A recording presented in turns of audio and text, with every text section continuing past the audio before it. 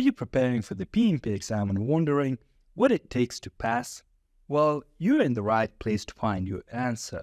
In this video, I'll share some essential PMP questions that not only test your knowledge, but also gives you the confidence to tackle the exam head on.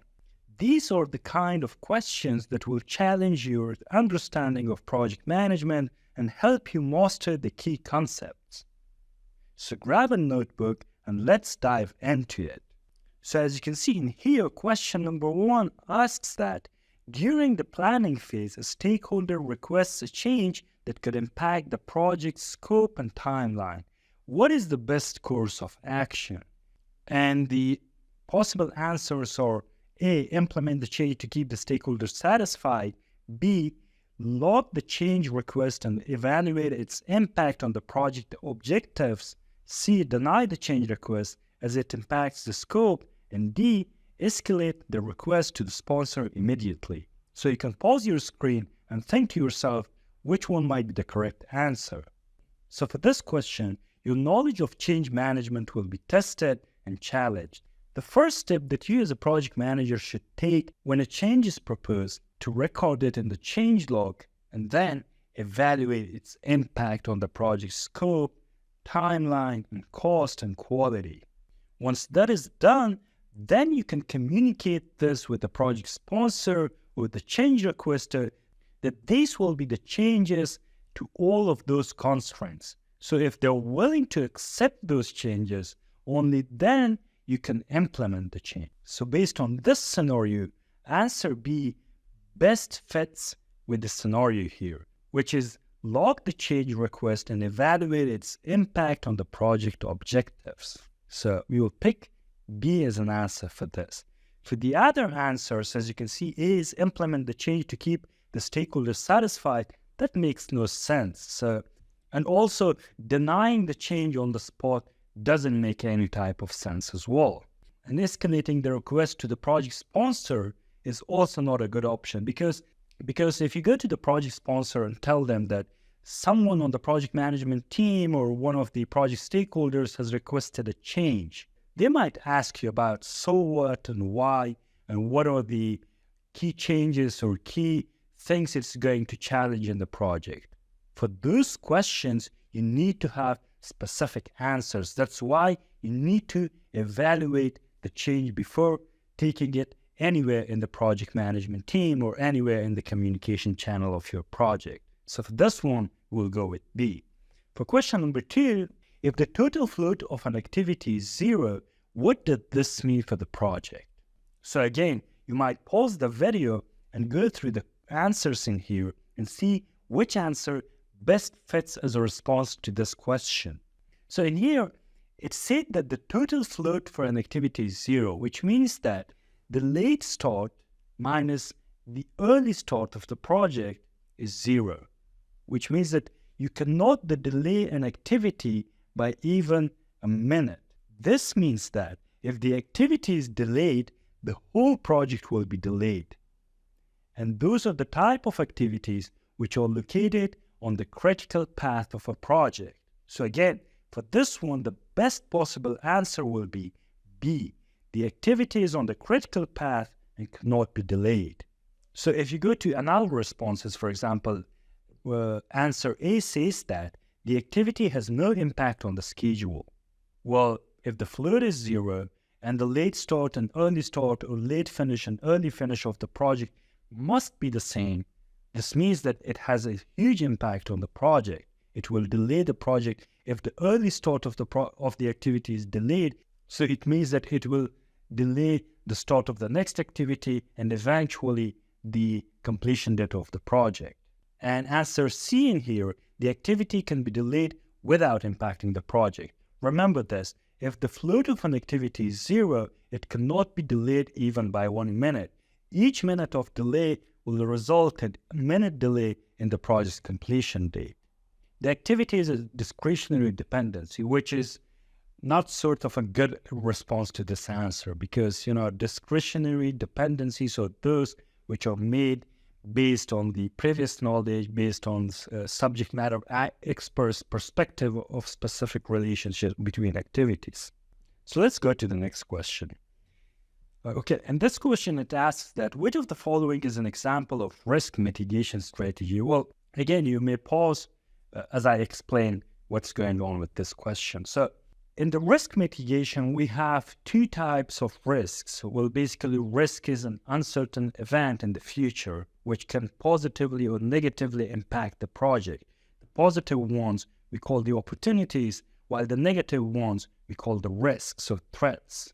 So in here, this is basically the negative risk or the threat. So for a threat, mitigation is reducing its impact. So that's the definition of mitigation of a risk in project management. So based on these answers, for example, buying insurance to cover potential losses. So buying insurance means that if a loss is occurred, someone else is going to pay for that. So you lose nothing, which means that you have transferred the risk to a third party.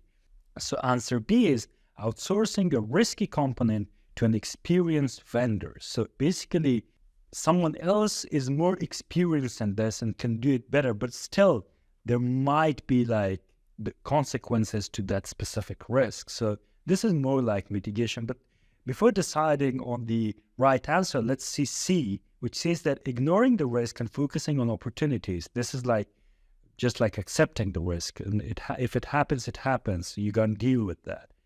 And number D, documenting the risk in the risk register without further action. That is also not mitigation because we are not reducing the impact. If we look at the answer B in here, outsourcing a risky component to an experienced vendor, which means that someone else is better in doing that task than you, which means that you have not fully transferred, fully eliminated the risk. There's still a small probability that the risk will happen, but someone more experienced doing this will reduce the probability of that risk. So answer B would be the right question for this one. Let's go to the next question. So in here, as you can see, a project has a budget of $500,000, but the actual cost or AC is $300,000 and the earned value is $250,000. What is the cost performance index? Well, when I was giving my PMP exam back in 2020, the earned value management was one of the most interesting one to me because it included calculations and you couldn't get it wrong.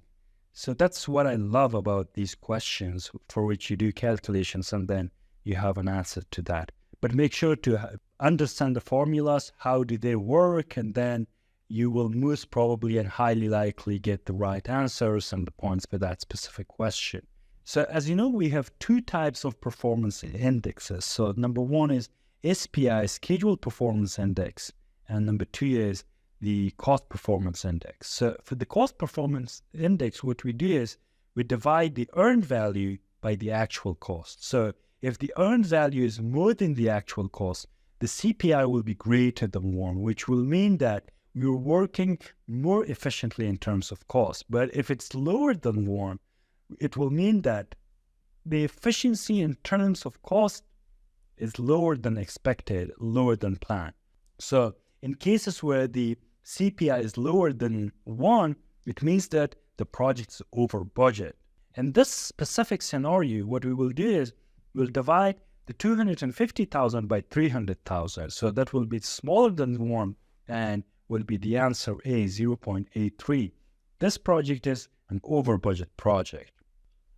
For the next question, if a project manager sends a report to stakeholders weekly, which communication method is being used?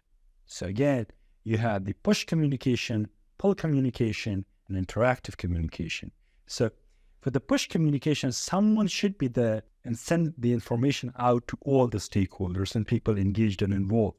For the pull communication, you have to refer to a website, a shared drive, or a project drive, and then get the necessary information out and download it on your computer and use it for your own users. And interactive is the one where people talk to each other and exchange ideas and perceptions. But since this question is like straight to the point and says that project manager sends out reports, so this will be the push communication. For the next question, it's a situational question that you discover that the project is running 2 weeks behind schedule due to poor performance in a critical task. What should you do first? So what should you do first is, this is basically the immediate action that you're going to take. You can pause your video and go through the answers and choose your answer, and let's see if our answers match. And of course, if you hold a different idea and a different response to a specific question, make sure to comment it down below. So for this question, the project is running 2 weeks behind the schedule, and this is because a critical task is poorly performed or done. So what should you do?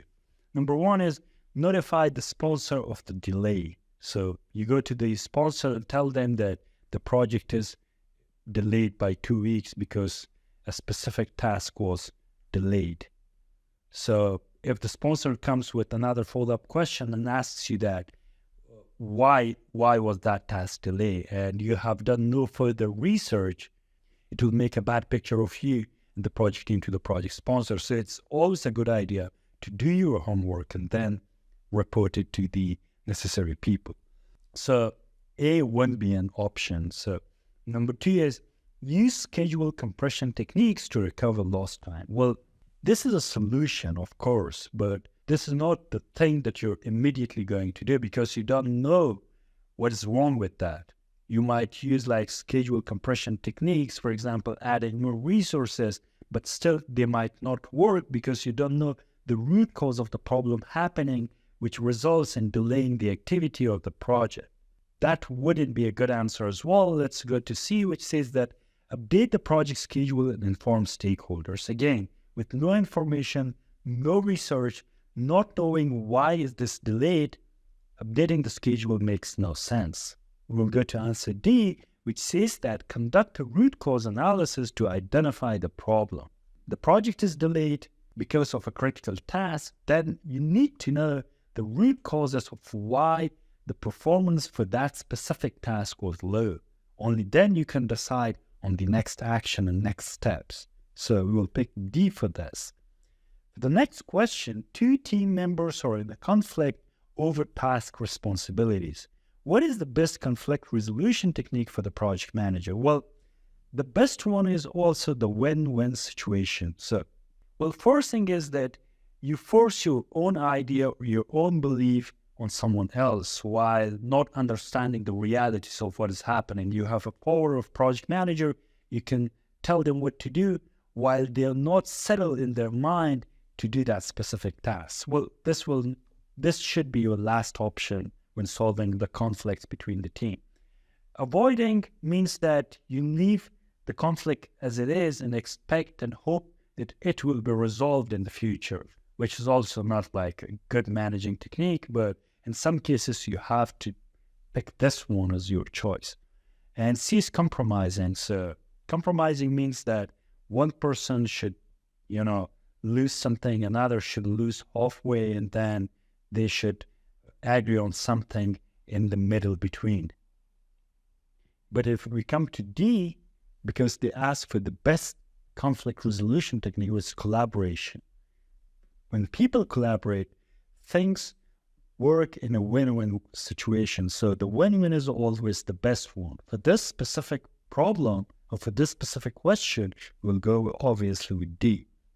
The next and last question in here is, what tool or technique can be used to determine the root cause of a defect? So basically, it is always a good idea in the PMP exam to know the different type or the different names of specific charts, specific tools. A is a control chart which is used in quality management and quality control. And B is a fishbone diagram. So basically, fishbone diagram, Ishikawa diagram, root cause diagram. This is basically the type of diagram that we are using for root cause analysis. So we'll pick this and B will be our answer. There you have it.